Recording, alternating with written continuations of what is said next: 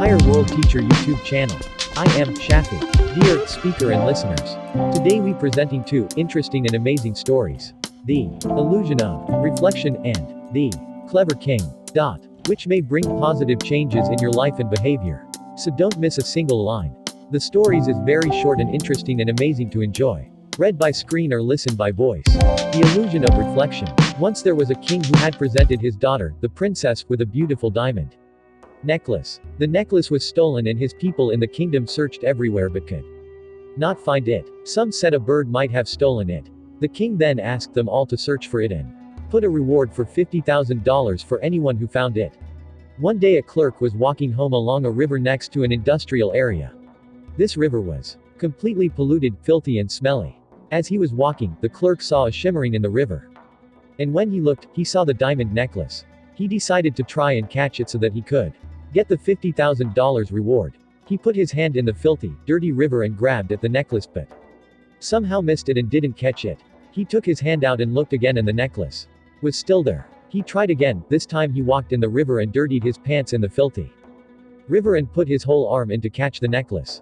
But strangely, he still missed the necklace. He came out and started walking away, feeling depressed. Then again he saw the necklace right there.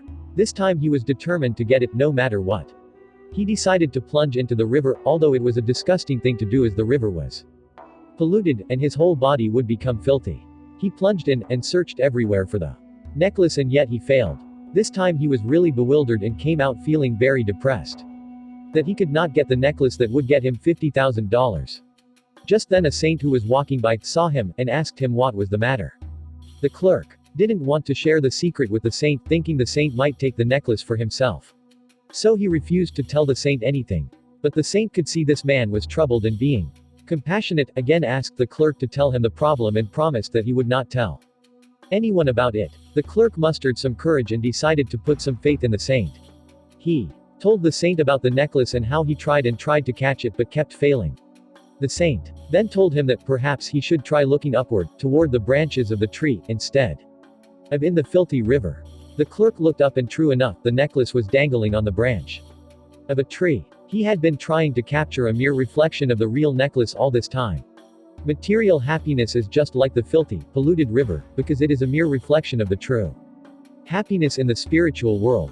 We can never achieve the happiness we are looking for no matter how hard we endeavor in material life. Instead we should look upwards, toward God, who is the source of real happiness, and stop chasing after the reflection of this happiness in the material world. This spiritual happiness is the only thing that can satisfy us completely. Happy is the man who always kept the afterlife in his view, who remembers the day of reckoning through his deeds, who led a contented life and who was happy with the lot that Allah hath destined for him. Imam Ali, may Allah bless him. The clever king. There was a country long time ago where the people would change a king every year. The person who would become the king had to agree to a contract that he would be sent to an island after his 1 year of being a king. One king finished his term and it was time for him to go to the island and live there. The people dressed him up in expensive clothes and put him on an elephant and took him around the cities to say goodbye to all the people. This was the moment of sadness for all the kings who ruled for 1 year. After saying farewell, the people took the king with a boat to remote island and left him there. On their way back they discovered a ship that had sunk just recently. They saw a young man who survived by holding onto a floating piece of wood. As they needed a new king, they picked up the young man and took him to their country. They requested him to be a king for a year. First he refused, but later he agreed to be a king. People told him about all the rules and regulations and that how he will be sent to an island after 1 year. After 3 days of being a king, he asked the ministers if they could show him the island where all the other kings were sent. They agreed and took him to the island. The island was covered with thick jungles and sounds of vicious animals were heard coming out of them. The king went little bit inside to check. Soon he discovered the dead bodies of all the past kings. He understood that as soon as they were left in the island, the animals came and killed them. The king went back to the country and collected 100 strong workers. He took them to the island and instructed them to clean the jungle, remove all the deadly animals and cut down all excess trees. He would visit the island every month to see how the work was progressing. In the first month, all the animals were removed and many trees were cut down. In the second month, the whole island was cleaned out. The king then told the workers to plant gardens in various parts of the island.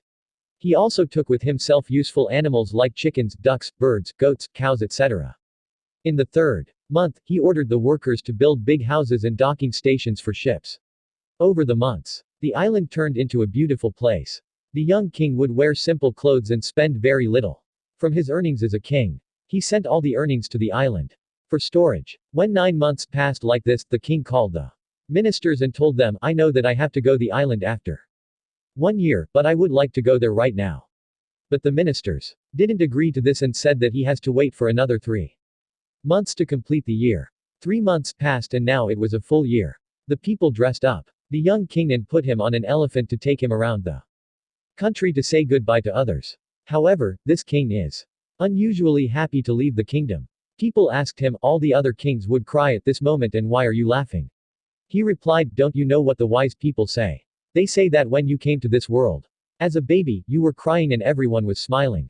Live such a life that when you or die, you will be smiling and everyone around you will be crying. I have lived that life. While all the other kings were lost into the luxuries of the kingdom, I always thought about the future and planned for it. I turned the deadly island into a beautiful abode for me where I can stay peacefully. The moral lesson from this story is about how we should live our life. The life of this world is to prepare for the life hereafter. In this life, we shouldn't get lost into the deceiving and attractive things of this world and forget about what is to come in the afterlife. Rather, even if we are kings, we should live a simple life like our beloved Prophet Muhammad, peace be upon him, and save all our enjoyments for the hereafter. May Allah Almighty make it easy for us all. Ameen. Holy Quran 31:34 says, verily the knowledge of the hour is with Allah Almighty, alone. It is He who sends down rain, and He who knows what is in the wombs. Nor does anyone know what it is that He will earn on the morrow, nor does anyone know in what land he is to die. Verily with Allah is full knowledge and He is acquainted with all things. Holy Quran 59:18 urges us to prepare for tomorrow, O ye who believe. Fear Allah, and let every soul look to what provision He has sent forth for the morrow.